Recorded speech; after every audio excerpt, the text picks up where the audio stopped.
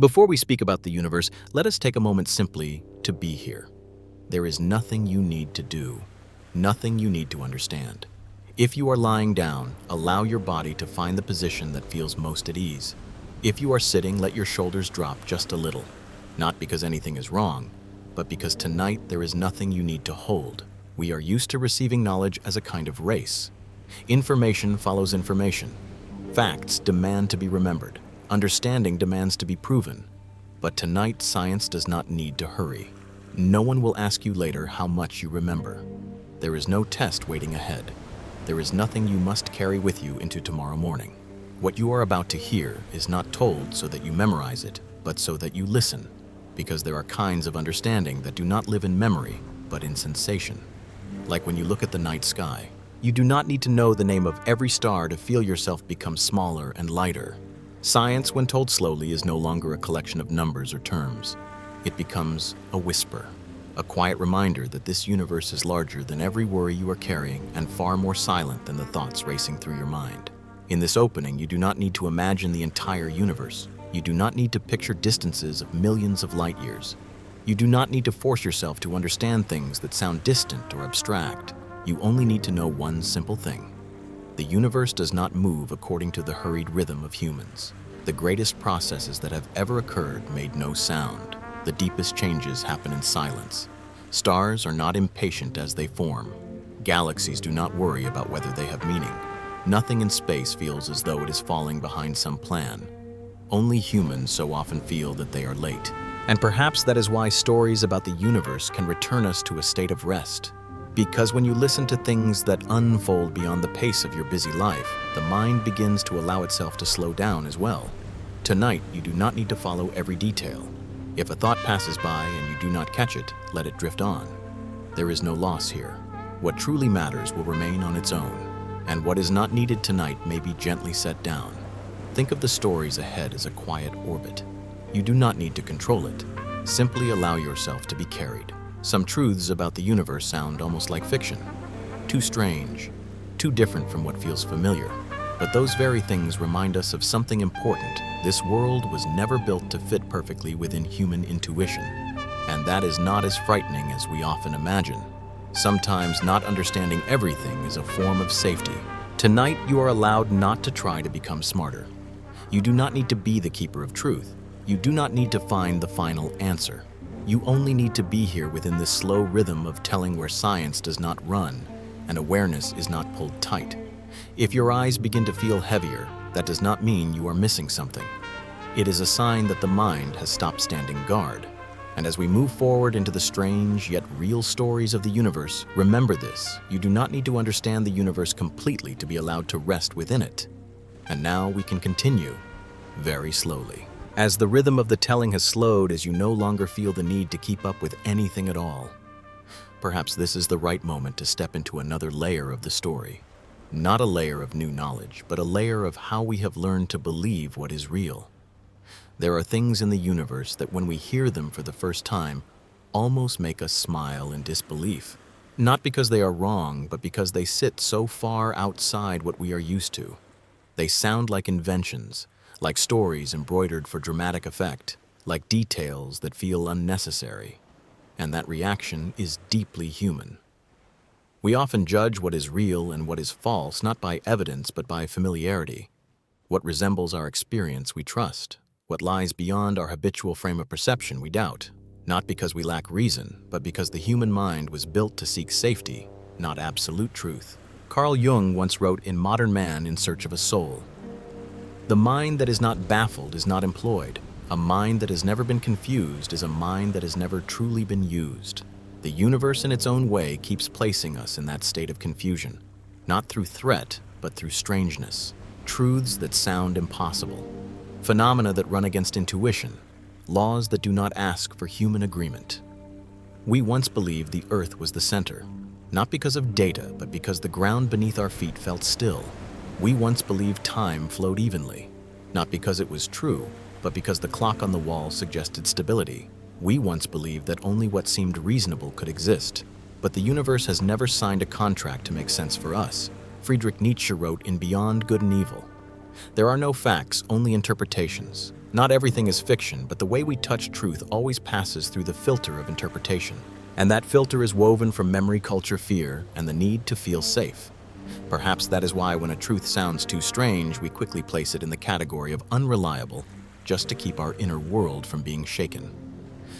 But if we look again very slowly, we may notice something. Gentle strangeness is not the exception of the universe. It is the rule, not because the universe wants to impress us, but because it was never built around human intuition. Dostoevsky once let a character say in Notes from Underground, "What is the good of reason if it must always justify?" Perhaps our reason was not born to justify everything, but to endure not understanding at all. Seen from that angle, truths that sound like fiction no longer feel like a threat. They become a quiet reminder that the world is far wider than anything we can become accustomed to. And that does not strip human life of meaning. On the contrary, it frees us from the burden of needing to be the center. Marcus Aurelius wrote in Meditations, "Accept the things to which fate binds you and love the people with whom fate brings you together. Acceptance is not surrender, it is placing oneself correctly." Perhaps when we stop demanding that the universe be easy to understand, the mind also stops straining to control. Strange things, when not forced to explain themselves, immediately become very calm. They are like the night sky. You do not need to know why it is so deep to feel peaceful while looking up. And perhaps this is the quiet gift of truths that sound unreal. They allow us to release the need to grasp everything. They teach us that not understanding it all does not mean being left behind. Tonight, if something you hear makes you quietly think, "That doesn't sound real at all," let that feeling stay without argument. Not every question needs to be answered before you sleep. The universe was operating for a very long time before humans asked questions about it, and it will continue to operate even while we are resting. Within that flow, you do not need to stay alert to guard it. You do not need to understand to be allowed to exist. You only need to know this strangeness is not a sign of chaos, but a trace of an order too vast for human intuition to hold. And when awareness touches that limit, it may rest, very gently. After the mind has accepted that strangeness is not an exception but a natural part of the universe, we can take one more step, lighter, deeper. Not to travel farther through space, but to touch a very familiar feeling in a very distant place. There is a region in the galaxy where there is no warm light of the sun, no sound, no life as we know it. Only gas dust and time. And yet within that cold emptiness, humans have discovered molecules that carry the scent of alcohol and the flavor of berries. It sounds like an embellished story, like a detail too poetic to be true. And perhaps that is precisely why it makes us pause a little longer. Not because we think it is false, but because it feels familiar in a very strange way. Those molecules in human life are tied to memory, the smell of fermentation, the sweetness of ripe fruit, evenings, conversations, moments that are deeply human. And then they appear in a place completely without humans. Not as a metaphor, but as a simple chemical fact. Organic chemistry does not need meaning to exist. It only needs the right conditions. Complex molecules can form on their own drift, on their own, exist on their own, in darkness stretching for millions of years. There is no creative hand placing them there, no intention, no purpose. And it is precisely this that makes the discovery strangely gentle, because it invites a very quiet question.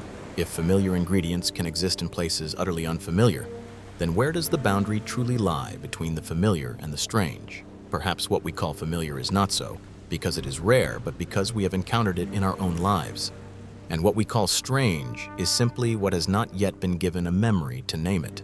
Carl Jung once wrote in The Archetypes and the Collective Unconscious, "The unconscious is not just evil by nature, it is also the source of the highest good. What is unfamiliar is not the same as what is threatening. It can also be the source of the deepest connection." When humans find molecules that evoke familiar scents and tastes in the cold of space, it is not a moment of scientific triumph. It is a moment when the universe leans in slightly and whispers, "I am not as lifeless as you once thought." Not in the sense that the universe has feelings, but in the sense that it is not absolutely distant. The atoms in your body and the atoms drifting in that cloud follow the same laws. They do not know who you are, but they are not strangers to you either. They once lived in stars that burned out. They once wandered through darkness, and now they form you, breathing, listening, slowly sinking into stillness. Friedrich Nietzsche wrote in Thus Spoke Zarathustra, And when you look long into an abyss, the abyss also looks into you.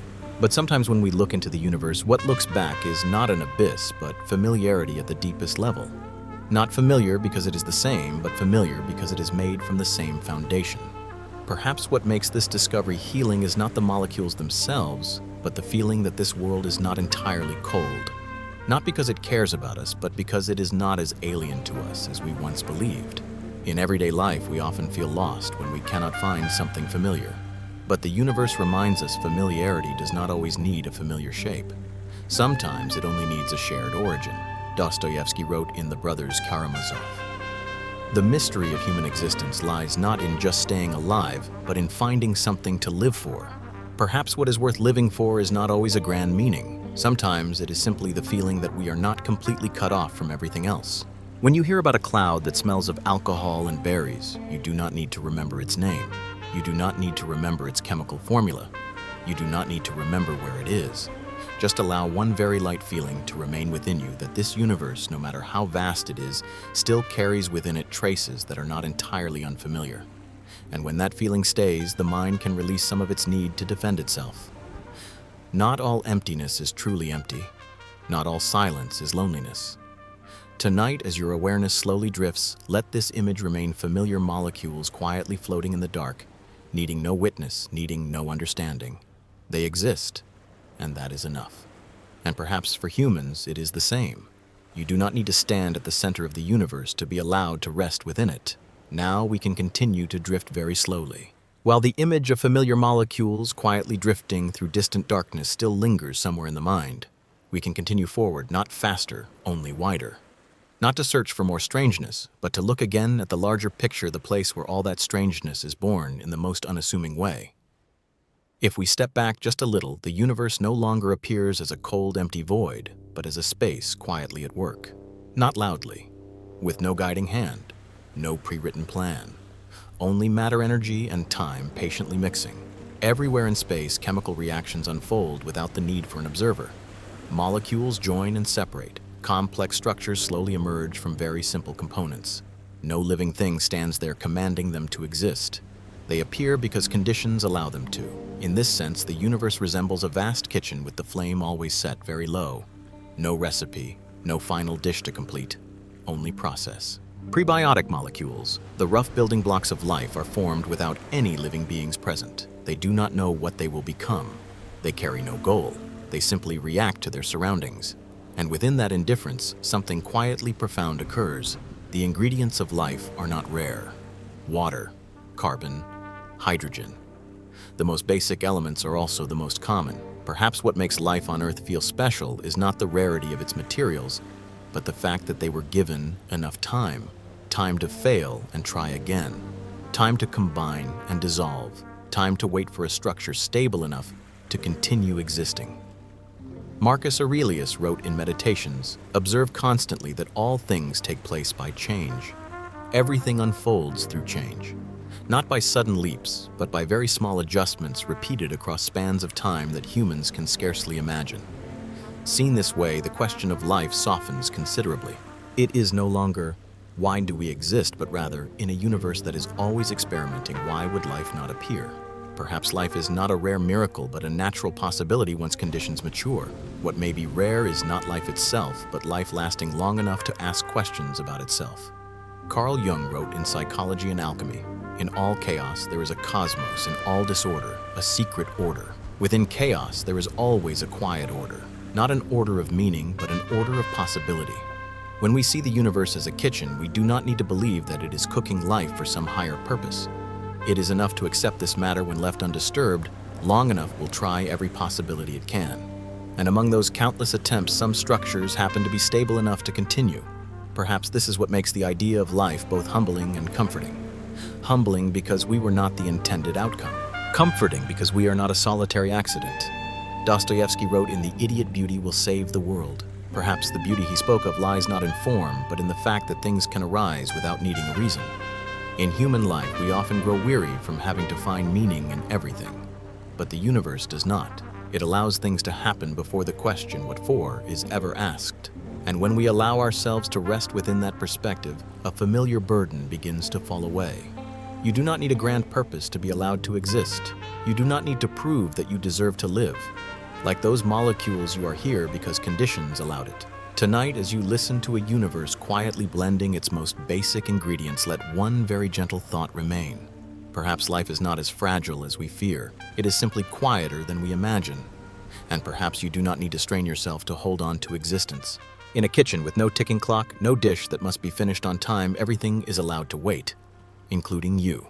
Now let this stream of thought slow down, and if sleep arrives, allow it to complete the rest. As the idea of the universe as a quiet kitchen still drifts gently through the mind where everything is mixed, without purpose, without a final result to aim for, we can allow our thoughts to shift toward another image, not to leave that kitchen behind, but to look at one dish created under conditions entirely unlike those of Earth. There are planets not made of familiar rock with no liquid water, no gentle atmosphere to shelter life. Instead, they carry within them a structure that makes humans pause without meaning to. Carbon compressed under unimaginable pressure. Matter crystallized in a way that on Earth we call precious. A diamond planet. The name alone is enough to awaken the imagination, enough to trigger our inherited ideas of value. Sparkling, rare, desirable. But if we remain with that image just a little longer, not with a gaze of desire but with slow attention, a quiet paradox begins to appear. A world that may be composed of the very thing humans treasure most is entirely unsuited for life. No place to breathe, no water to flow, no margin of stillness where any fragile organism could survive. Sparkling yet silent. And in that moment, the universe once again rests a gentle hand upon humanity's deepest assumptions. We are used to defining value from our own point of view. What is rare on Earth we call precious. What serves human life we call meaningful. But the universe does not share that frame of reference. A diamond planet is not a treasure. It is simply the natural outcome of physical conditions different from those where we live. No intention to impress. No message. No invitation. Only matter arranging itself in the way it can. Epictetus wrote in Enchiridion, "Men are disturbed not by things, but by the views which they take of things." It is not things themselves that unsettle us, but the way we look at them. A diamond planet does not make the universe richer. It merely reveals more clearly the bias in human perception. We often carry Earth's measuring sticks and press them onto the entire universe. We call a world special because it resembles our home. We call a world valuable because it aligns with our needs. But the universe does not need to resemble Earth to be allowed to exist. And that world, no matter how much it sparkles, does not need life to be considered complete. Perhaps what makes this image healing is not the luxury of diamonds, but the universe's indifference. It favors nothing. It excludes nothing. It does not strive to create an ending that fits anyone's expectations. In human life, we often grow tired from constantly having to prove our worth, to be useful, to be suitable, to resemble some model declared to be right. But that diamond planet exists without needing any permission. It does not sustain life. It serves no purpose. It offers no benefit, and it is still there, whole. Perhaps this is the quietest lesson the universe can offer humanity. You do not need to resemble Earth to have value. You do not need to be livable by someone else's standards to be allowed to exist. Value seen from the universe is not an absolute measure, only a temporary perspective. When we allow ourselves to see the world this way, many pressures begin to dissolve. You do not need to sparkle. You do not need to be rare. You do not need to become something special in the eyes of others. Like that planet, you can exist simply because you are the result of conditions that have occurred. No more, no less. Tonight, as the image of a world made of diamonds quietly passes through your mind, let one very gentle feeling remain that the universe does not judge you by Earth's standards. And perhaps you do not need to judge yourself so harshly either. A sparkling world may not be meant for life. And an ordinary life can still be complete without sparkle. When that thought lingers, the mind can release the need to become something else. Now let this stream of thought continue to drift slower, lighter, until sleep finds you on its own without needing to be called by name. As the image of a diamond planet quietly closes, not like a climax, but like a question left open, perhaps what lingers longest is not the brilliance of matter, but a vague sensation that what we call valuable has begun to loosen. Not because it is wrong, but because it depends too much on where we happen to stand. On Earth, diamonds are symbols of rarity, of desire, of value framed through the human gaze. But remove them from that context, away from need, away from memory, away from the silent agreements of society, and diamonds immediately become quiet. Not good, not bad, not important. Just carbon arranged in a particular way. The universe does not object to the values humans assign to things. It simply does not participate in that conversation. And it is precisely this indifference that makes all standards more fragile than we expect. We often believe that value resides within things themselves, that something is worthy because it carries some objective quality. But the farther we look, the more slowly we look, the more clearly we see that value does not live in matter itself, but in the relationship between humans and that matter. David Hume wrote in a treatise of human nature, beauty, "In things exists merely in the mind which contemplates them. Beauty does not dwell in objects, but in the mind that beholds them, and value is no different.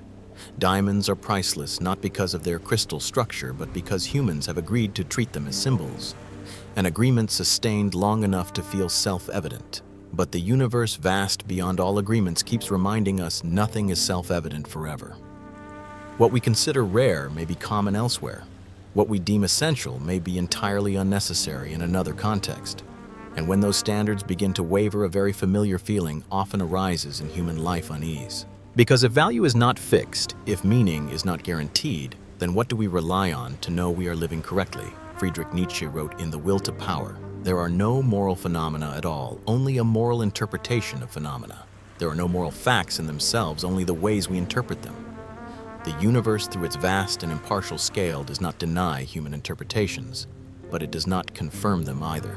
It leaves things as they are, bare, without labels, and in that moment we may feel very small, but also very free. Because if value is an agreement, then it can be adjusted, loosened, or set down, at least for tonight. In everyday life, we carry countless invisible measures: success, failure, good enough, not enough. These measures act like gravity, pulling the mind downward, not allowing rest. But when we look at the universe long enough, we begin to realize that these measures are not etched into the structure of reality. They were placed there to help humans live together more easily, not to turn life into an exam that lasts a lifetime. Marcus Aurelius wrote in Meditations, "Very little is needed to make a happy life. It is all within yourself, in your way of thinking." Very little is required for a peaceful life. The rest lies in how we look. Perhaps when we accept that value does not reside in rarity, but in perspective, an old burden begins to dissolve. You do not need to be rare to have value. You do not need to be extraordinary to deserve existence. Just as diamonds become meaningless on a cosmic scale, many human worries grow lighter when placed within a wider context. Not because they do not matter, but because they do not need to carry the entire meaning of life. Tonight, as you listen to values that once felt solid, now appearing fragile, let that not disturb you. Fragile does not mean meaningless. Sometimes, because they are not fixed, they can be set down. You do not need to reach any standard to be allowed to rest. In a universe that does not measure by human eyes, your existence is already enough. And as that thought settles in the mind, sleep may arrive not as a reward, but as a natural state. Now let all measures fall away for a while. No need to decide anything. No need to judge anything. Just be here in a moment unweighed, where value does not need to be proven and the mind is allowed to rest. When the measures of value have been set down for a while, when the mind is no longer stretched by comparison, another question arises quite naturally, not loudly, not urgently, not a question about what matters, but about what is flowing. We call it time. In everyday life, time hangs on walls, rests on wrists, glows on screens. It is divided, measured, arranged into schedules. But the universe once again does not follow this human habit. There are places in space where time flows more slowly. Not in an emotional sense, but in a physical one. Near extreme masses such as black holes, time stretches. A single moment there can correspond to many years elsewhere. There is no single timeline for the entire universe. Only different rates of flow depending on where you stand. And when we accept this, a very familiar idea begins to dissolve. That time is an absolute stream fare, the same for everyone. In truth, time was never like that. St. Augustine wrote in Confessions, Book 11, "What then is time? If no one asks me, I know. If I wish to explain it to him who asks, I know not." We know time only when we do not have to define it. The moment we try to grasp it, it slips through our fingers. Perhaps that is because time is not an object but an experience. A minute of waiting can feel endless. An hour of peace can pass very quickly. Not because the clock is wrong, but because awareness is participating in the flow. The universe confirms this in a cold, impartial way. Time depends on position. Humans feel this in an intimate way. Time depends on the state of mind. When anxious time stretches, when settled time softens. And perhaps this is where science and lived experience touch each other gently. Not to explain one another, but to whisper the same truth. Time is not your enemy. It is not chasing you. It is not urging you on. It is not judging whether you are slow or fast. Only humans do that to themselves. Seneca wrote in on the shortness of life. It is not that we have a short time to live, but that we waste a lot of it. But perhaps wasting time here does not only mean doing meaningless things, but living in a rhythm of time that is not your own. Living too fast for your capacity to feel. Living too hurried for your inner needs. The universe with its regions where time stretches teaches us a very quiet lesson. There is no single pace that is right for everyone. And therefore there is no single way of living that is right for everyone. Some lives bloom very slowly. Some moments require a great deal of time to ripen. Not because you are delaying, but because you are in a different frame of reference. In modern life, we often judge living by speed. Fast or slow, early or late, on time or behind schedule. But if time does not flow the same everywhere, perhaps life too does not need to be lived at the same pace. Marcus Aurelius wrote in Meditations, "Do not act as if you had 10,000 years to live. Death hangs over you. While you live, while it is in your power, be good." Not a call to rush, but a reminder to be with the moment you have. Not running ahead of it, not pulling it backward, just being with it. Tonight, as you lie here and let this slow narration pass, you do not need to fall asleep quickly. You do not need to reach any particular state. Sleep, too, has its own sense of time. It cannot be forced. It cannot be pulled. It arrives when the mind stops counting. Perhaps what black holes teach us is not their grandeur, but this very simple truth: time is softer than we imagine. And therefore life can be lived more softly as well. You do not need to catch up with anyone. You do not need to keep pace with an invisible clock. You do not need to prove that you are using time correctly. In a universe where time bends, stretches, and flows differently in every place, the fact that you are here in this slow rhythm is entirely valid. Now let awareness release its tracking of time. No need to know how long it has been. No need to know how much remains. Just be here in an unmeasured moment. And if sleep arrives, let it come in its own rhythm. Very slowly, very naturally. When awareness has stopped measuring time, when the different rhythms of the universe have begun to soften the feeling of urgency, we can touch a story even deeper, the story of beginnings. Not the beginning of a day, not the beginning of a human life, but the beginning of everything we have ever known. We call it the Big Bang. The name itself already evokes a very human image. A great explosion, a violent moment, a central point from which everything is hurled outward. But the universe once again does not operate according to the images human intuition is accustomed to. The Big Bang was not an explosion that happened somewhere in space. It had no sound, no center, no boundary for an explosion to reach. The Big Bang was the opening of space itself. Space was not filled with matter. Space was born together with matter. There is no place you can point to and say, that is the center of the universe, because everywhere is the center, and therefore nowhere is the center. Every galaxy looking outward sees everything else moving away, not because they are fleeing, but because the distance between them is growing. Everything is drifting apart, very slowly, very patiently. There was no violent jolt pushing the universe forward, only a continuous loosening like a long breath that has never been drawn back in. Albert Einstein once wrote, "The most incomprehensible thing about the universe is that it is comprehensible." Perhaps that is only true when we stop trying to understand it through the image of explosions. When we allow ourselves to see the beginning not as a violent event, but as a process of opening. A beginning that does not break, but allows. A beginning that does not shove, but expands. No center also means no privileged position. Earth is not in the middle. Humans do not stand at the center. There is no place chosen as the main stage. And this, when contemplated long enough, does not make us smaller. It makes us lighter. Because if there is no center, we do not need to strive to become the center. If there is no edge, we do not need to fear falling out. In a universe opening everywhere, existence is not a position to compete for.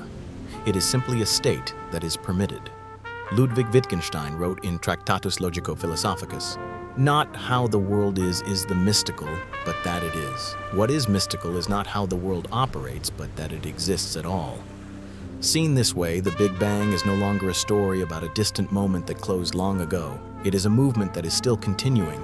Space is still opening. Distances are still stretching. Galaxies are still drifting. There is no ending being aimed at, no destination that must be reached, only the quiet continuation of opening. And when we place human life within that flow, a very different question arises. If the universe did not explode to begin, why do we so often feel that our lives must begin with a violent push? Why do we believe that change must be loud, that beginnings must be dramatic, that meaning must be created through decisive moments? The universe does not need that. It simply opens, very slowly, very evenly. Perhaps human life too can be allowed the same grace. No dramatic turning point is required to be worthy. No explosion is needed to justify existence. You can begin by loosening, by allowing more space, by not forcing yourself to be somewhere within a grand diagram. In a universe with no center, you do not need to be the anchor of everything. In a universe with no edge, you do not need to fear that you are too far away. Tonight, as you hear of a beginning that was not a bang, let that image touch your breath very gently. An opening that does not demand, does not push, does not judge. It simply creates more space. And perhaps that is exactly what your mind needs most right now. Not more answers, not more meaning, but more room to rest. When everything is drifting apart very slowly, you do not need to run. You are already within the movement. Now let awareness drift with this opening rhythm. No need to track it. No need to understand it all. No need to hold on to anything. The universe is still opening, and you are allowed to rest within that opening. As the image of a beginning without an explosion continues to drift gently through awareness, as the feeling of opening has softened the mind enough that it no longer holds itself shut, we can keep drifting with another movement of the universe. Not a beginning, not an ending, but motion itself, continuous quiet, unceasing. The universe is not still, but that does not mean it is in a hurry. There is no frantic counting, no destination that must be reached sooner. Nothing is left behind when motion unfolds slowly. Space is expanding. The distances between galaxies are growing. Everything is drifting away from everything else. And what is striking is this: the greatest of these movements makes no sound, no thunder, no warning, no moment we could call a start. Only change happening little by little, so steadily that humans can only notice it by looking back over long stretches of time. Heraclitus once wrote, "No man ever steps in the same river twice." Not because the river is rushing, but because it is always flowing. The universe is the same. Not still, but not hurried. Its movement does not require anyone's attention. No audience. No recognition. It happens because it is its nature. And when we allow ourselves to stay with that image a little longer, a very quiet metaphor begins to form. Human life is often told through major moments: success, failure, turning points, decisions. But most of life does not unfold in those moments. It happens in unnamed days, in repeated evenings, in changes too small to be called progress. Like the universe, we often move without realizing it. We change in silence. We grow without hearing a sound. We drift away from earlier versions of ourselves bit by bit. And because it is not loud, these movements are often judged as not enough, not fast enough, not clear enough, not significant enough. But the universe does not need recognition to continue expanding. It does not worry about whether it is on the right path. It does not compare its speed to another universe. It simply continues. Baruch Spinoza wrote in Ethics, "Everything which is in God, and nothing can be or be conceived without God. Everything exists within an order larger than itself." Perhaps what makes this metaphor healing is not the universe's vastness, but its pace. A pace that does not demand, does not pressure, does not judge. In human life, we often carry a heavy feeling, the feeling of being behind others, behind expectations, behind the plans we once made for ourselves. But if the universe can move without haste, then perhaps being slow is not a mistake. Perhaps it is simply a different rhythm. Marcus Aurelius wrote in Meditations, "Nature does nothing uselessly. Nature does nothing in vain. And slow movement does not mean useless movement. It is simply harder to notice when we are accustomed to searching for dramatic change.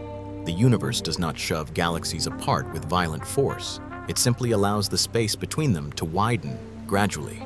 Nothing is forced. Nothing is torn from its place. And when we apply that way of seeing to our inner lives, something very gentle happens. We can allow ourselves to be changing without having to prove it. You may be expanding, loosening, drifting away from old tensions. No announcement needed, no timeline required. No one has to notice. Tonight, as you lie here and let this slow narration pass, remember this: the universe is moving even when it is very quiet. And so are you. Not every movement needs to be felt. Not every change needs to be named. Sometimes the only thing required is not to resist, not to push yourself to go faster, not to pull yourself backward. Just allow everything to continue flowing in its natural rhythm. In a universe that is not still yet, not rushed, you do not need to hurry to become someone. You are already in motion. And when awareness realizes this, it can release a very old fear, the fear of standing still. No, you are drifting, very gently. Now let that flow continue without tracking it, without guiding it.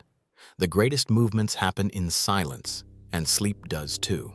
When we have grown accustomed to the idea that the universe is always moving without the need to hurry, that profound changes can unfold in silence. Another question begins to emerge, not as a challenge, but as an invitation to look farther. If the universe does not favor speed, does it favor life?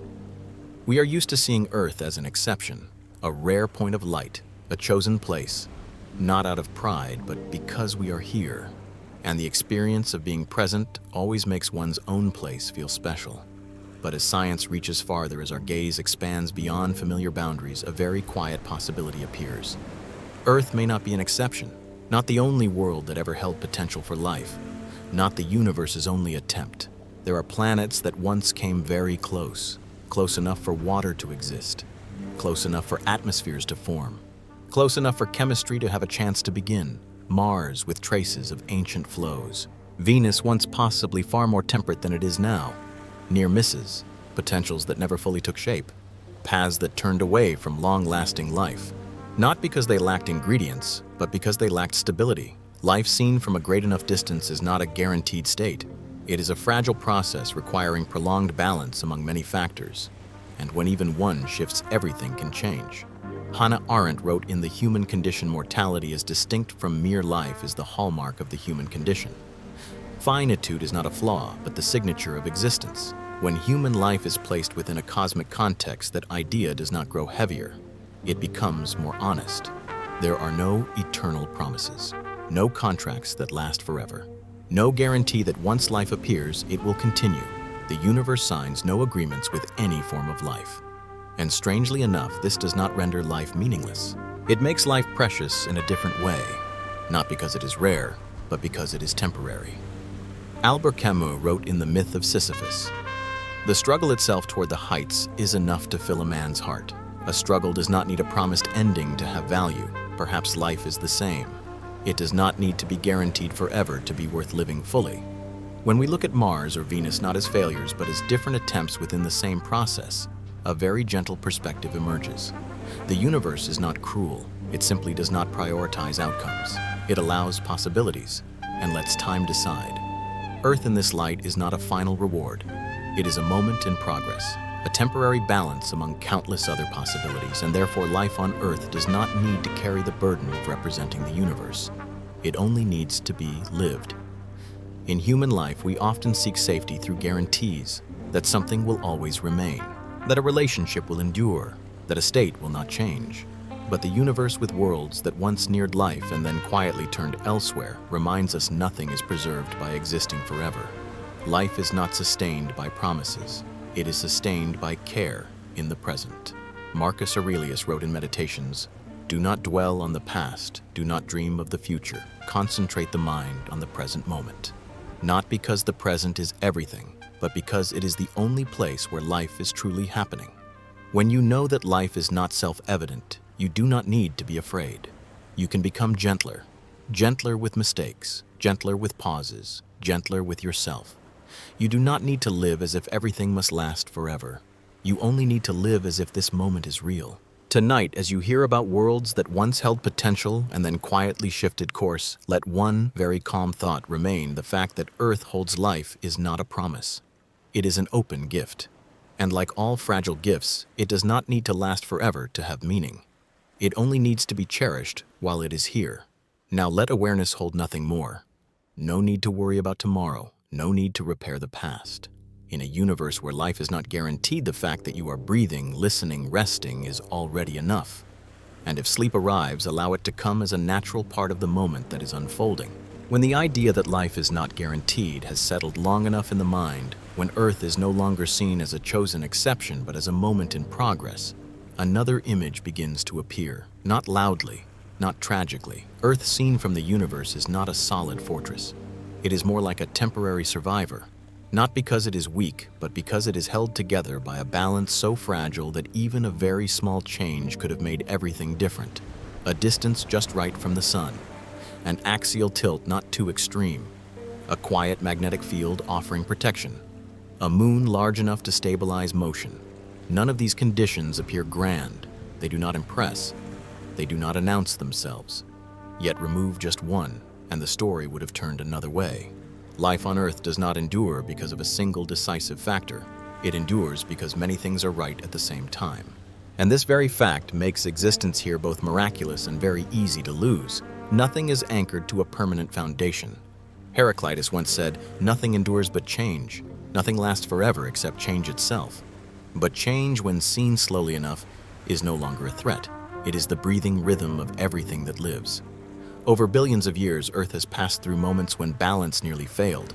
Ice ages, atmospheric transformations, cosmic impacts.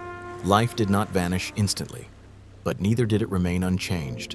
It adapted, contracted, shifted form. And throughout all these movements, no promises were made. No one guaranteed that the current balance would last forever. At first glance, this can feel unsettling, but if we stay with it long enough, another feeling begins to arise, a very quiet one. Because if nothing is certain, then nothing is forced to remain fixed. There is no state you must hold on to forever out of fear of losing it. Marcus Aurelius wrote in Meditations, "You have power over your mind, not outside events. Realize this and you will find strength. Strength does not lie in controlling the external world, but in how we remain present with uncertainty. Earth does not exist because it controls every variable. It exists because it continually adapts within a very narrow margin." And perhaps this is the closest metaphor for human life. We often grow tired from trying to secure certainty, an unchanging plan, a relationship that never wavers, an identity that is never questioned. But the world does not operate that way. Life is sustained by things that seem small, a conversation that arrives in time, a decision to slow down, a pause that is allowed. Shift one condition and the sense of safety can disappear. Adjust one thing back and everything can continue.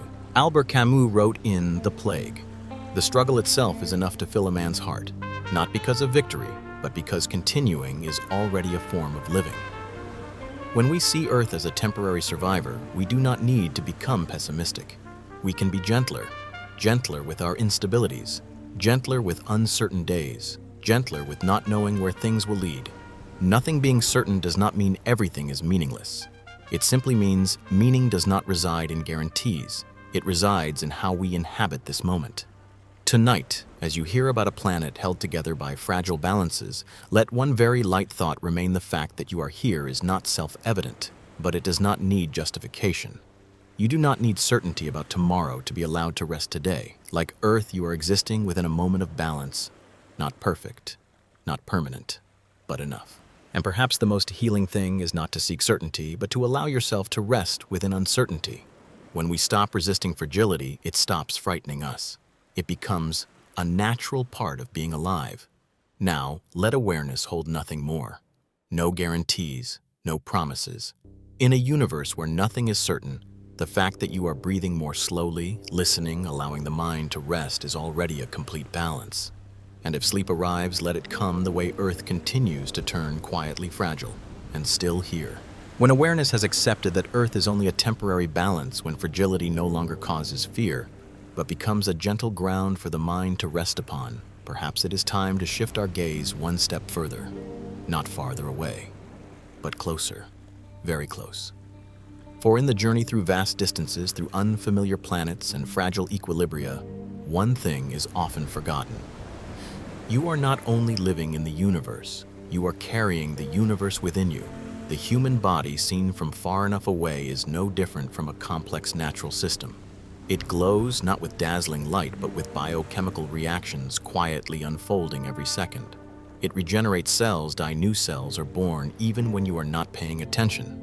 It changes every day without permission, without a plan, without a predetermined meaning. And all of this happens silently, the way stars form without needing an observer. We often think of the body as something we own, a tool to be used, something that must be controlled. But if we look more slowly, more widely, we may see something very different. Your body is not a static object. It is a process, a flow of matter, energy, and time. Heraclitus once said, "No man ever steps in the same river twice. No one steps into the same river twice. And no one wakes up in the same body twice either." The version of you right now is already different from the version of you a few hours ago. Not because your personality changed, but because the matter that composes you is constantly being renewed. When we realize this, a very strange feeling appears. We do not need to do anything to continue existing. So much is already happening on its own. Carl Jung wrote in The Structure and Dynamics of the Psyche. The psyche is a self-regulating system. The mind regulates itself, and the body does as well. You do not need to command your heart to beat. You do not need to remind your lungs to breathe. You do not need to remember what each cell must do next. There is a natural intelligence operating you every second.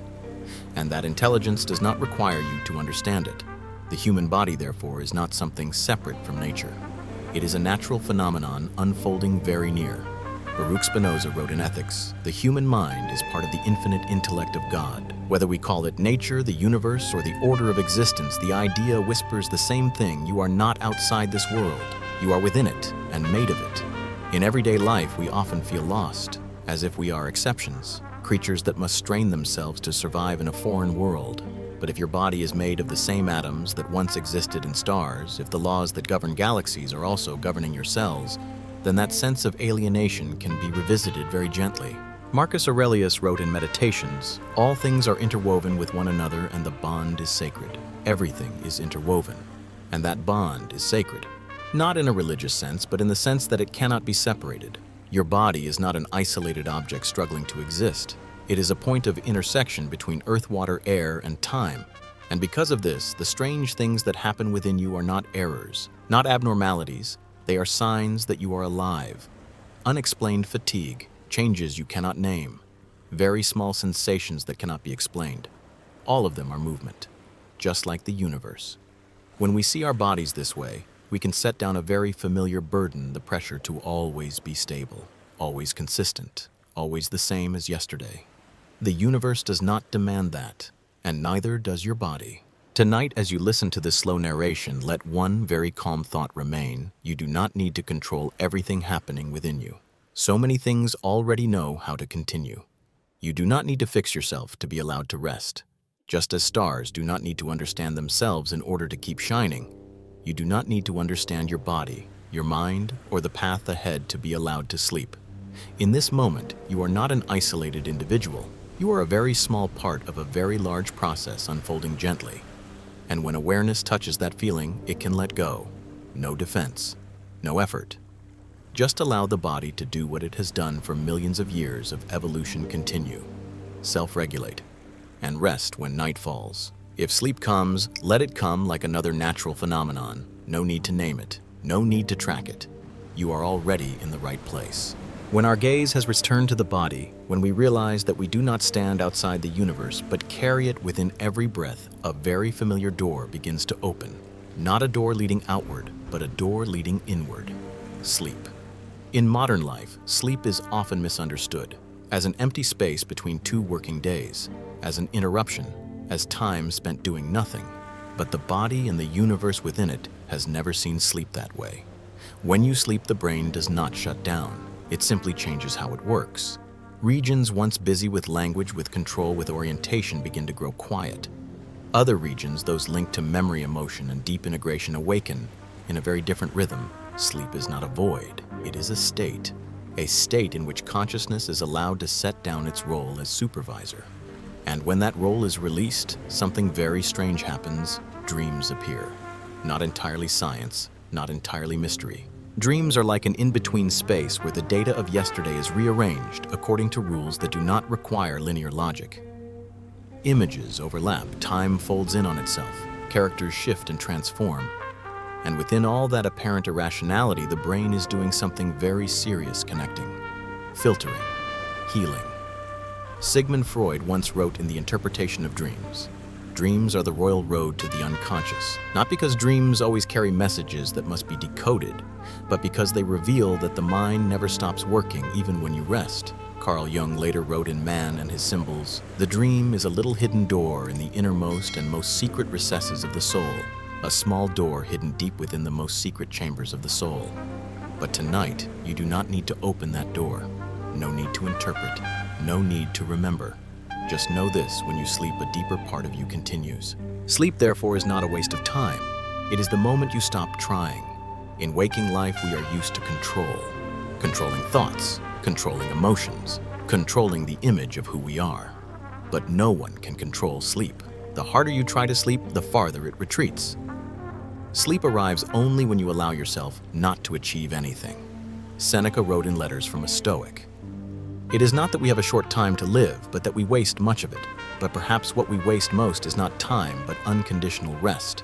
We often allow ourselves to rest only after we have done enough, after work is finished, after we feel we have earned it.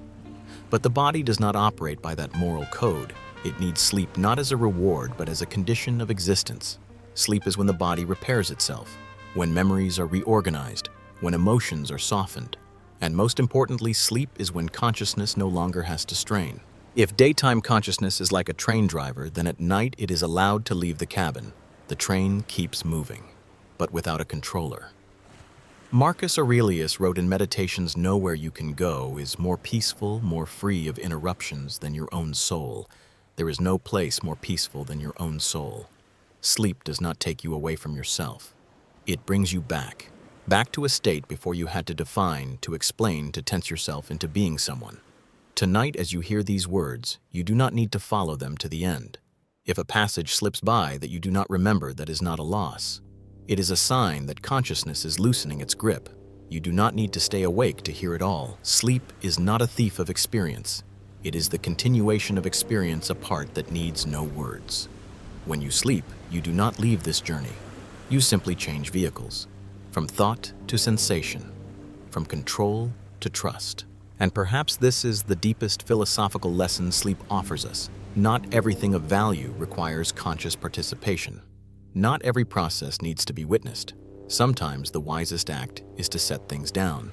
Tonight, you do not need to understand anything more. No need to remember. No need to carry questions forward. Let the brain do what it evolved to do. Let the body continue its process of self-regulation. And if dreams arrive, let them come like an underground river flowing beneath the surface of awareness. No need to follow. No need to hold on. Just know this sleep is not disappearance. It is another way of remaining. Very gentle, very deep. When sleep is finally seen as a natural state, not something to be conquered, not a reward for a day well endured, something very light can happen. You begin to realize that you no longer need to carry everything with you. Throughout this journey, we have traveled very far, across vast spaces, past planets unlike Earth, through stretched time, through fragile life, through the body quietly sustaining itself. And if there is one thing that appears gently after all of this, perhaps it is this: the universe has never required that you understand it completely. Only humans tend to place that burden upon themselves. We are used to living in a state of holding on, holding answers, holding meaning, holding the feeling that everything must be explained in order to feel safe. But the universe does not operate on that kind of certainty. It opens without instructions. It continues without waiting for agreement. And it allows what is not yet understood to exist for a very long time without becoming a problem. Ludwig Wittgenstein once wrote in Tractatus Logico-Philosophicus, "The limits of my language mean the limits of my world. The limits of language are the limits of what we can speak about. But the world does not end there. There are things that do not need to be named to be present. There are questions that do not need answers to be allowed to remain. And tonight, you do not need to resolve them. You do not need to understand every structure of the universe. You do not need to connect every philosophical fragment. You do not need to draw a neat conclusion to carry into sleep. You are allowed to set them down, like placing a heavy object aside after a long day. Not because it is meaningless, but because your hands need rest. Marcus Aurelius wrote in Meditations, "Nothing happens to any man that he is not formed by nature to bear." Nothing happens that you are not capable of bearing, but that does not mean you must bear everything at all times. There are moments when strength lies in letting go of questions without answers, letting go of the need to understand everything fully, letting go of the feeling that you are missing something if you do not keep up. The universe does not keep score. It does not grade. It does not require you to stay alert in order to deserve existence within it. And sleep at the end of this journey is not a departure. It is a gentle transition from effort to trust, from consciousness to natural process, from holding on to letting drift.